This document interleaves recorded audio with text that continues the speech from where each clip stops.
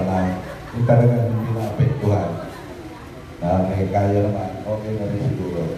Ang importante, yung mas naapektuhan. Sa mga taga-Bulpers, magandang hapon, maraming salamat sa inyo.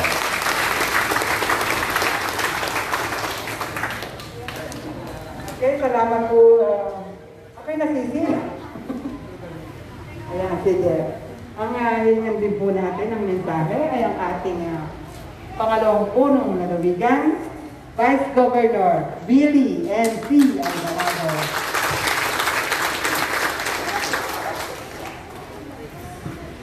Maraming salamat, Liway. Palakpakan nga po natin ang ating guro ng palatuntunan na sumasakop sa cluster sa bayan siguro ng Balagtas. Yan po ay isa sa pangunahing haligi ng ating Provincial Social Welfare and Development Office po natin sa pamumuna ni Inang Weng Oson Johnson. Palakpakan nga po natin.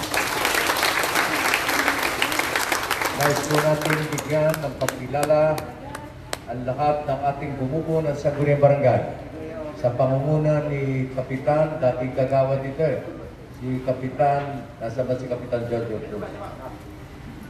Ayun, medyo nag-ibala ng kulay ng konting-konti lang naman yung kanyang buhok. Sa manok po, yung mga ganun, mananalo po yun. Ikuti pa sa ibabaw, lalo na po yun, pagka mga talisain, mga nananalo po yun. Naisip ko lang po, kasi yung kanyang pong kapangalan sa San Pascual Hagunoy, yung bayaw ng Alcalderon, yung maraming mga plaisdaan Jojo rin po ang pangalan nun. At yun po ay kilalang mananapong yun sa buong bansang Pilipinas po.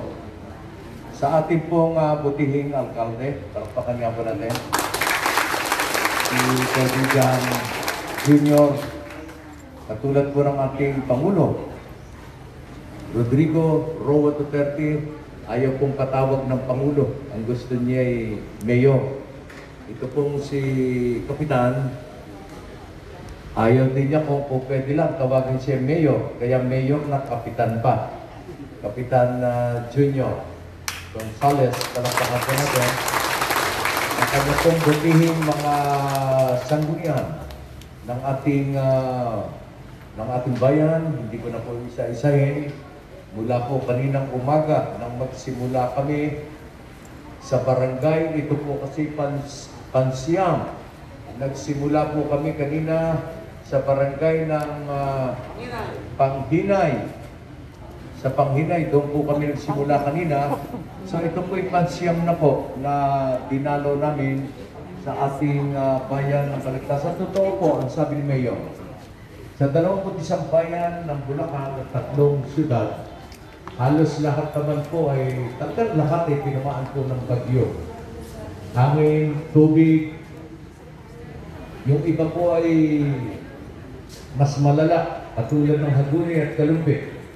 Yung pong bayan na pinaglingkuran ko sa loob ng 12 taong singkat bilang alkalde nung pong bayan ng Hagunoy, at yung pong tinitirahan namin ng dating Congresswoman Maribik na aking may bahay, yung inyong kumare, na ina ni Congressman Kuya Jonathan, si Alvarado, yung lumalakad po sa SAP, yung mga Special Allocation Fund.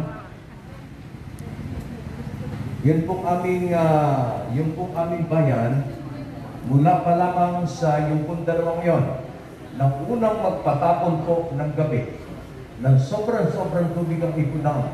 Hindi po dapat yun. Wag po muna tayong manisi ngayon. Ano po? Bawal yung sisihan. Dapat ay pagkakaisa muna ngayon. 1,350. Hindi po dapat ganun kadaming pinawawalan. At dahil bumagsak sa Bustos, at ang Bustos ko ay meron pang bumababang tubig sa Bayabas River at iba pang ilog na tributary ng Sierra Madre, Ang Bustos Dam naman po nagpawala na sa kauna-unahang pagkakataon. Masigit sa Ondoy, 2,500 cubic meters per second. Ano po ba ninyo? Nang ang Hagunoy sa 700 pa lamang po lubog na. Yung kalakan ng Kalumpit at Hagunoy. Ay yung po ay hindi 700, 2,500. At sa dami ng tubig, sa kauna-unahang din pagkakataon, binuksan yung check gate ng patubig patungo sa Balagtas. Kaya po, sa kauna-unahang pagkakataon, dati po, sa dami ng tubig, nasasakang sa bypass road ng Balagtas po patungo sa Bustos. Nagkakatubig po kayo, pero ito po, nagkatubig kayo ng medyo malaki-laki dahil galing po sa patapon ng Bustos Dam. So ang Hagunoy po, hanggang ngayon pa lamang, nang umiimpis na yung tubig, after 3 days, ngayon pa lamang po dumadating. 3 to 4 days, yung pong tubig galing sa Nueva Ecija, hanggang doon sa malayong lugar ng Chico River ng Tarlac at ng Pampanga. Mula Arayat, patungo ng Pandapa, napakalaking tubig. Kagabi po dumating, kaya po nadagdagan ng panibagong kalahating metro ang tubig. Kaya yung pong mga kapitbahay po namin doon, hanggang ngayon, mag-aapat na araw na po, hanggang din tubig sa bayan ng Hagunoy, sa Kalumpit po. At yung pong sa Hagunoy, papadaming barangay sapagkat hanggang hindi hinihigop ng Hagunoy at kumakalat sa Hagunoy ang tubig sa Kalumpit, hindi po maubusan ng tubig sa Kalumpit patungo sa Manila Bay. Ang Kalumpit po, ang unang nagkakatubig, ang Kalumpit din po, ang huling nagkakatubig. Kinakailangan mawala muna ang tubig po, higupin ang Hagunoy para mawalaan sa Kalumpit. At totoo po yan. Ang una pong pinuntahan ng provincial government ay ang bayan ng Balagtas sapagkat ang Kalumpit po, meron pong mga karsadang hindi po pwedeng marating ng mga truck. Bukas, marahil darating yata si Senator Bongo kasama ang aking pong anak na si Jonathan, kasama ang ating governor, at kami naman po ay mag-i-emergency session para sa kahilingan ng ating gobernador na magdeklara ng panibagong state of calamity. Noon po kasi, ang dinaklara natin ay state of public health calamity dahil sa COVID. Ngayon naman po, dahil sa bagyo, wala pong masama na dalawang declaration ng state of calamity. Nang una po, public health, emergency, iyan po ang dahilan kung bakit kinakailangan tayo po ay merong face mask, meron pa pong face shield. Siguro po magtatanong kayo, bakit sa buong daigdig tayo lamang po naka-face mask na naka-face shield pa? Ito pong face shield na ito at saka face mask, ginagamit po ito sa loob ng operating room sapagkat sa operating room, binubuksan po yung katawan ng tao, ulo ng tao, kinakailangan po libre sa infeksyon. Pero bakit tayo sa labas, alam ko pong mapapakita sa ibang daigdig, sa bansa, na naka-face mask na sa labas, naka-face shield pa. Nagkataon lang po sa Pilipinas, ang ginagamit po natin mga face mask, hindi po yung mga NK95 na ginagamit po ng mga frontliners, ng mga nurses, ng doktor. Pag tayo naman kung lahat ay gumamit, walang magagamit, mag-aagawan. Ang mga frontliners, ang ginagamit po natin ay itong mga medical face mask at saka po yung mga ginagawa po natin sa ating mga tahanan, may mga litrato, at ayon po sa findings, hindi po lahat ng microbial ng virus ay nasisip po nito, nakaharang po nito. At maging ang NK95 po, na mamahalin at siyang ginagamit sa ibang bansa, dito po sa bansang Pilipinas, marami po sa Divisoria na pipi.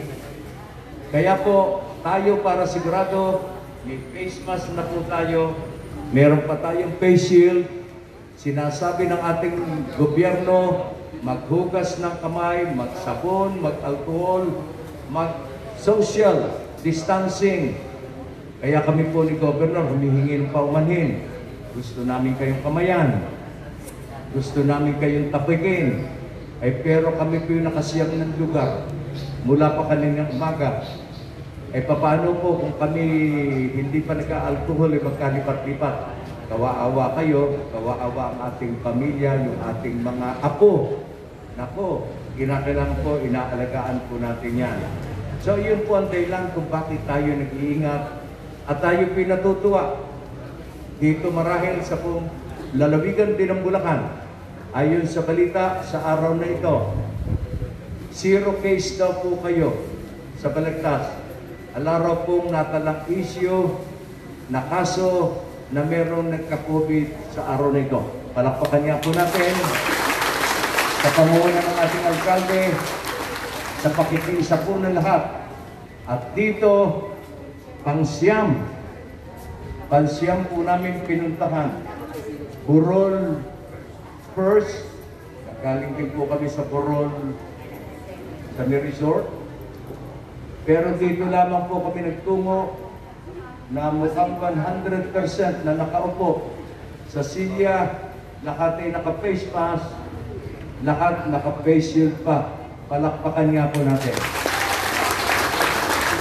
Kasi iyan po ay ordinansa ng ating provincial government. Kaya ako po, may face mask din po ako, may face shield pa. Kaya lamang po pagka nagtatalumpati, ay hindi ko alam kung alin ang tatanggalin. Ito ba o ito? Kasi pag dito po, kuminsan, meron po kumpiyente. Kuminsan ay umiinom tayo, naka-face shield pala tayo, nakalilimutan natin. Sumusubo tayo, umiinom ng tubig, may face shield pala tayo. Yun po yung convenience. Pero lahat po yan, masasanay po tayo. Protection po natin yan. Susundin po natin yan para sa atin, nako lalo na po higit sa ating mahal sa buhay. So lahat po ay nagkakaroon ng kalamidad. Pero ang lalawigan ng Bulacan ay kinilala po na Kalasag Awardee, Hall of Famer. Ibig sabihin po, 3 taon na pinakita ang kahandaan ng buong lalawigan ng Bulacan pagdating sa pagharap sa mga kalamidad. At iyang kinikilala ng buong bansang Pilipinas. Kaya tayo natutuwa, masarap maglingkod sa lalawigan ng Bulacan. Ano po? Masunurin ang mga bukod sa magaganda, saka mga malulusog na mga lalaki, babae, tayo po'y masunurin. Tingnan po ninyo yung nangyari sa ibang probinsya, mula sa Albay, Catanduanes, Camarines, hanggang doon po sa Isabela, Cagayan. Ako po kagabi nang tinitingnan ko, Governor, yung nangyari sa Cagayan, nagpatapon yung Magat Dam. Mukha po roon sa totoo lang, siguro akala nila alangan dadating na maraming tubig. Pag dumating na po ng lampas ng Agosto at Gis, piyesta ng Orani, 8 taon po ako namalaistaan. 8 taon din po kami ni Mrs. Alvarado kung nagbibigas. Kaya kabisado po namin yung mga pag-ulan. Pag dumatating po yung bagyo, mabibilis, maraming ulan. Yun po bang because of climate change, yun dapat na ibagsak na ulan sa loob ng isang linggo, kuminsan po, 1 oras lang, binabagsak yan. Kaya nakita po natin sa Magat, nakita po natin sa dam po natin, biglang dami ng tubig, nagpatapos po sila. Pero siyempre po, merong mga lunas din dyan. May solusyon, yung sinasabi nilang water management protocol na kinakailangan po pag-usapan, hindi na po dito sa Kongreso na po pinag-uusapan yon. para hindi naman nagiging biktima ang ating mga mamamayan. So, sila po, sabi nga ng ating gobernador, hindi pa gaano sanay. Nang nakaraang taon po, kami ni Mrs. Alvarado, oras manalo po kami ni Governor. Bilang 2019, isa po sa unang pinuntahan po namin ni Mrs. Alvarado yung Cagayan at saka po Isabela. Sa loob po ng Kapitolyo, nag-install po kami ng Godly Father. Di Governor Albano, di Governor Mamba. Ang layunin po ay magdasal sa ating Ama, sa ating Panginoon, sa Espiritu Santo, iligtas po tayo sa lahat ng kalamidad, sunog, baka, lindol. Kaya nga po nung makita ko yung kalamidad, sabi ko marahil hindi pa sapat. Marahil, at kami po'y tinanggap po roon ng buo sapagkat nakakasamahan ko po yan ng araw sa Kongreso. Tinanggap po kami ng buong sigla, nagturo ng dasal doon, siguro kako hindi pa sapat.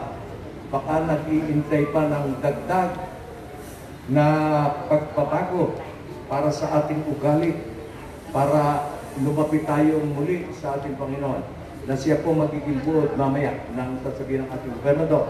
Ako po ay napapahaba at kagaya ng dati ng siya ay Vice Governor, pagka po siya ay nagsasalita at ako'y nandoon, ang sinasabi ko ni Governor Daniel, sapagkat nandito ang ating Governor Willie Alvarado, ako po'y babati na lamang ng mahal ko kayo at si Governor na po ang magpapaliwanag.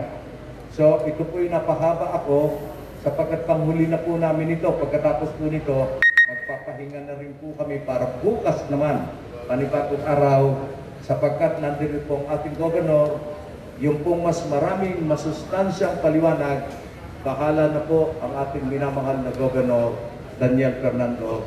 Salamat. Meron ko pala sa mic. Okay, thank you po, Vice Go. Napakasustansya rin po ng inyong tinuran sa ating mga World First na mga kabarangay. Okay, ngayon naman po, pakinggan po natin. Hahabaan pa rin po niya. Diyan lang po, alam ko kung... Opo, Vice Governor Daniel R. Fernando.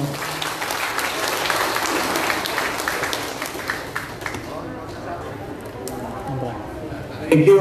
Maraming salamat. Palakpakan po natin si Liway ng malakas na palakpak. Yun, may chino lang sasabihin ko. Yung sinabi na ni Governor, Vice Governor lahat. Ano po? Palakpakan po natin ang ating dating punong lalawigan na ngayon po ay ating Vice Governor, Billy C. Alvarado, na kasama natin nagkatuwang sa paglilingkod. Ganun din po ang ating mahal na punong bayan, Mayor Kapitan Junior Gonzales, at lahat po ng kanyang mga konsehal. Ganun din po si Vice Mayor Ariel na kasama namin kanina doon sa kanyang barangay, sa barangay Dalig. Ayun po. Ayan, ganun din po ang kanyang mga konsehal. Palakpakan po natin sila. At ang ating pong Bukal Pechay, kanina kasama po namin si Bukal Pechay. Kilala niyo po ba si Bukal Pechay? Siya po yung kasama. Siguro po may bumitaw na. At ang ating board member, Ramon Posadas, palakpakan po natin. Sa ating kapitan, Kapitan dito, Kapitan Jojo, Cruz, palakpakan po natin. Yun, manang na doon pala dito. Pwede doon sa online sabong si Kapitan Jojo. Alam po, ganun din po, mga talisayin doon na nanalo. Katapat nito siguro, katapat nito, sweater. Ayun po, palakpakan po natin ang lahat ng kanyang kagawad. At ganun din po ang lahat ng kanyang mga volunteer workers. Ang lahat ng political frontliners, nandiyan po sila. ang ating principal, si Principal Josie. Ayun. May pinapirma ha. Hallelujah. Ngayon po, sino po ba? Major! Saan si Major? Kayo na ka pa namin kasama eh. Hindi ka namin nababati, panayin ka namin. Si Major Neil po, palakpakan natin. Saka lahat ng PNP natin. And also the Philippine Army, kasama po namin kanina. Lagi po namin kasama ang Philippine Army. Napawakan na po ni Lieutenant Colonel Felix Valdez. Palakpakan po natin. Ang Top 2, yun po. Ang lahat po ng ating mga taga-barangay Burol First, palakpakan niyo po inyong mga sarili. Sa mga tinura ni Governor Vice Gobidi, climate change, nangyayari na po ngayon. Alam po, yung pagbabago ng panahon. Dati, pag umulan, nung araw, naalala ko pa, pagka inumpisahan ko nung araw, natapos na ito 3 araw. Pagkasalita, yung sorgating ko na. Pag umulan ng araw, ang ulan na nangyayari, June pa lang nagsisimula na. Alam po, natatapos to ng bandang, ang bagyo darating talaga November. So, because of climate change, ang ulan ngayon ay 1 araw na lang, bubuhos ng malakas, hindi ka mukha ng araw, 1 linggo. Tama po yun. Sa pagbabago na ng panahon to, ano po? So, ngayon, may mga panahon na dumarating ang ulan, matagal. May El Nino, may La Nina. Ngayon po, La Nina na. Hanggang Marso, La Nina. Noong nakaraang 1 taon, ang ating mga magsasaka ay hindi nakapagtanim. Ang South District. Ang North District lang ang nakapagtanim. Dahil inulang tayo ng tubig, hindi tayo binigyan ng biyaya ng tubig ng kalangitan. Ano po, walang tubig na dumating. May mga bagyong nakaambak, pero hindi naman natuloy. Ngayon, because of La Nina, ito, humiling tayo na makapagtanim ng ating mga misasaka sa South para ma-allocate ng more than 30 CMS. Dahil po ito nakaraan, dapat bibigyan lang tayo ng 10 CMS ang North. Ang ating farmers, himilig tayo na gawing dagdagan. So, dagdagan ng 20. Muli tayong humiling na bigyan ng South, hindi binigyan. Ang binigyan ay binigay, instead of South, binigay sa North. So, yung mga taga-South, na mga magsasaka hindi nakapagtanim. Nagkaroon ng alternatibong pagtanim. Ayong gulay, bigay ang provincial government ng seedlings, palm. Ayun po, yung ating mga fishermen continues ang kanilang pangingisda. Nalungkot tayo sapagkat hindi nabigyan ang ating mga magsasaka ng South. Humiling tayo ng tubig. Ayan, ibinigay sa atin, hindi lang tapo, timba ang ibinigay ngayon. Ano po, sobra-sobra ang tubig natin ngayon. Kaya, ang lahat ng ating magsasaka ay makapagtatanim. Unang-unang dumalaw sa atin, dito sa ating lalawigan, ay ang Department of Agriculture sa Secretary Dar. Binaba po tayo at tinignan ang kalalagayan ng ating kabukiran. Pinuntahan ang hindi pa nagagapas na dapat gagapasin na. 1 linggo na lang, inabutan pa ng bagyo, lahat nakadapa na. Ano po, ilan naman po yan. Sa mga nakadapang palay, ang barangay, ang bayan ng Pulitan, nanon din ang Baliwag pa. Ano po, ang Tarider. Pero binaha, hindi nakapagtanim, hindi nakapaggapas. Kaya po, binisita ng ating DA, pinakita natin si Secretary Dar. At, nung nag-press con, nag-allocate siya ng 170 plus million na ibibigay sa ating lalawigan ng Bulacan kasama ang mga mangingisda. Ano po, sama-sama na po iyon na bibigyan ng ayuda ang ating mga magsasaka at mga mangingisda. Sa araw-araw na buhay natin, ang pagsubok ay dumarating. Ano po? Ang pagsubok na akibat kaakibat ng ating buhay. Dahil naniniwala naman ako na pag walang pagsubok, hindi tayo magiging matibay ang pagkapit. Tama ba? Yung iba kasi, kapag nakaranas ng sarap, nakakalimot na sa Diyos. Kapag kami sarap, hindi na tinatawag ang Diyos. Hindi na nakukuha ang lumuhod at hindi na nakukuha ang pagsalipin ng kamay para humingi ng tawad. Dapat, ngayon, ilagay natin sa ating Facebook ang mga mensahe ng pasasalamat. Binagyo man tayo o hindi, binigyan man tayo ng pagsubok, magpasalamat tayo sapagkat hindi ganun kalaki ang nangyari sa atin. Katulad ng nangyari sa lalawigan ng Albay, Catanduanes, Camarines, Cagayan, Isabela. Kawawa naman sila, lalo na ang Marikina. 80% lubog. Although meron din tayo dito sa lalawigan ng mga lubog na bangay. Subalit, hindi po agad, kumbaga, natapos naman po agad yung paghihirap. Pero ganon, hirap rin po sila ang mga kalooban. Hindi naman po ganong mabigat. Hindi katulad ng ibang lalawigan. Sanay na po ang lalawigan ng Bulacan sa baha. Ilang baha na ba nangyari dito sa Purul Press? Maraming beses na ba? Maraming beses na po. Opo.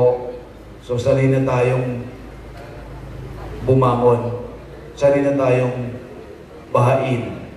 Ano po? Yung Cagayan yata, binigla sila. Ano po? Hindi yata sila sanay dahil ayon doon sa mga natin ko, pangalawa lang nila yun. Nung una matagal na. At bago ulit, bago-bago lang. At napakalaking porsyento pa. Ano po? Yung waste management system o program, dapat po talaga pinag-aaralan yun. Pero sa dami ng mga tubig na bumabagsak sa langit, kinakailangan ito ay ating i-harvest. Ano po? Kaya ang Department of Agriculture ay may project na harvesting of water, rainwater. Yon, may project yon. Ngayon, ang provincial government, in part of contribution ng provincial government sa climate change, nagawa po at nag-utos tayo ng feasibility study regarding ipapasa natin sa Congress regarding water reservoir. Ano po? Para isabatas ito doon sa Kongreso, patungo sa Senado. Para yung mga dumarating na tubig na yan, ay nasasalo natin at ito ay naiipon natin para maggamit naman natin pagdating ng tagtuyot. Pag naman tagtuyot, talagang halos wala tayong tubig. Pag dumating naman ng La Nina, talaga namang sobra-sobra. Pati bahay natin ay nagkakaroon ng sakripisyo. Kaya kinakailangan, lagi tayong kapapit. Yon, kung maaari, unawain natin mabuti na ang lahat na yan ay dumarating sa buhay ng tao. Saan tayo kakapit? Pagdating sa pagsubok, sino lalapitan natin? Di ba siya? Wala nang iba pa. Kaya ang pinakamaganda, hanggat nabubuhay tayo, magmahalan tayo,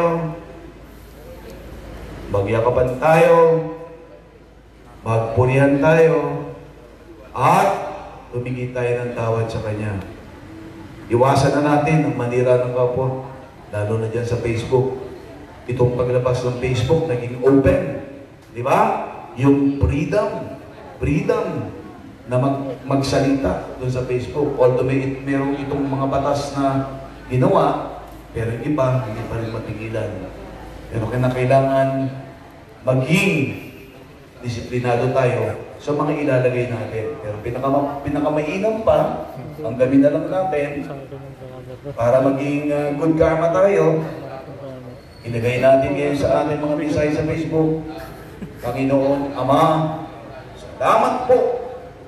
Although kami nagkaroon ng pagsubok at binagyo, salamat pa rin po at hindi nyo kami pinabayaan. Thank you. At tandaan nyo, ang provincial government ng Bulacan, kasama ang municipal government of Balagtas, kasama ang barangay government ng inyong barangay Pulunggubat, ganoon din ang SK government ay nakaagapay sa inyong lahat para kayo ay bigyan ng inyong mga suporta at kami po ay nakikidalamhati, nakikiramay sa inyong mga nararamdaman. Hindi lang naman po tayo, tingnan nyo, mula doon sa Tugigaraw hanggang Bicol, from north to south, ang nangyaring problema ito, itong 2020, April 1st pala, sorry, 2020, tapos na pala kami sa Pulunggubat, doon pala kami galing. Itong 2020 ito, nakita nyo, puro problema ang dumating. Napakalaming problema.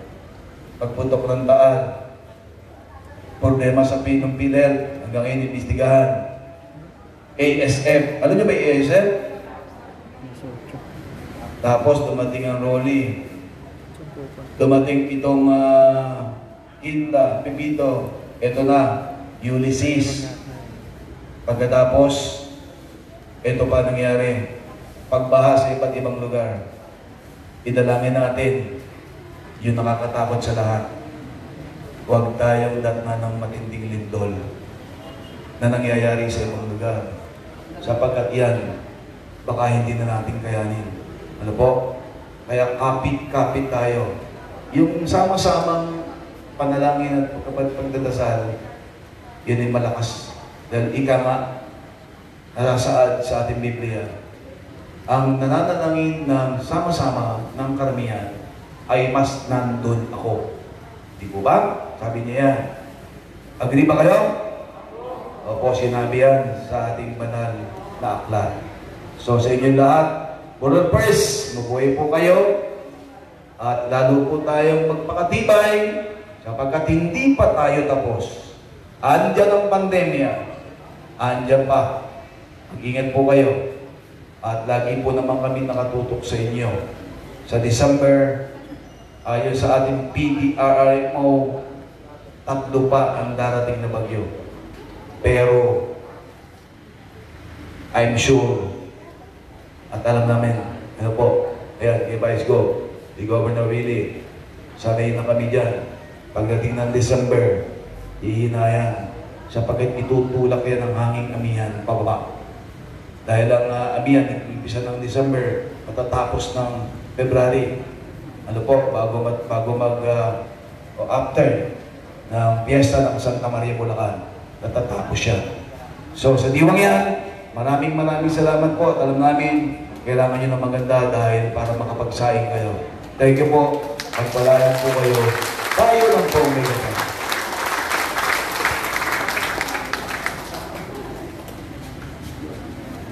Ay, maraming salamat po. Muli palakpakan po natin the People's Governor, Governor Daniel Fernando. Ngayon po ay tatawagan po natin ang ating, of course, buting Governor Daniel, Vice Go Willie, si Mayor Eladio, at si Kapitan Jojo Cruz. Ayun din po mga konsehal ng bayan. Nandito tama, may pangalan ko pa. Si Konsehal Julius, Konsehal Obed, Konsehal JR, tama po ba yung aking tatlo na yun? Okay, i-award po muna ni Gob. Gob, award po muna kay Kapitan Jojo. Ayan. At saka po si Mayor at si Vice Gob. Ayan. Tingin po. Para po katawanin ang 1,392 family food packs para po dito sa barangay ng Borol First. Palakpakan naman po natin. Kukuha lang po kami ng 5 na lang po na aabutan para sa symbolic. Medyo maliit po ang space. Okay, 5 po. Tapos harap po tayo dito sa inyong... Mamaya na po stop. May kukuha na lang po niyan. Mamaya na po stop, nanay. Okay, o, harap po tayo para sa picture-picture. Observe pa din po natin ang social distancing. Iwalay-walay po tayo. Okay. Manatili lang po sa pagkakaupo yung iba. Ready po, ready. Yan. Tingin po, Sige lang po, isang picture lang po para po sa 1,392. Okay, tingin po lahat. Tingin po, 1, 2. Family food packs para po sa Tingin po dito, 1, 2. barangay ng Borol First. Okay. Okay, o, haharap po tayo sa stage. Isa pa po, isa pang anggulo. Sa stage po tayo humarap. Para po masama lahat, ito pong 200 na inimbitahan natin dito sa bulwagang ito.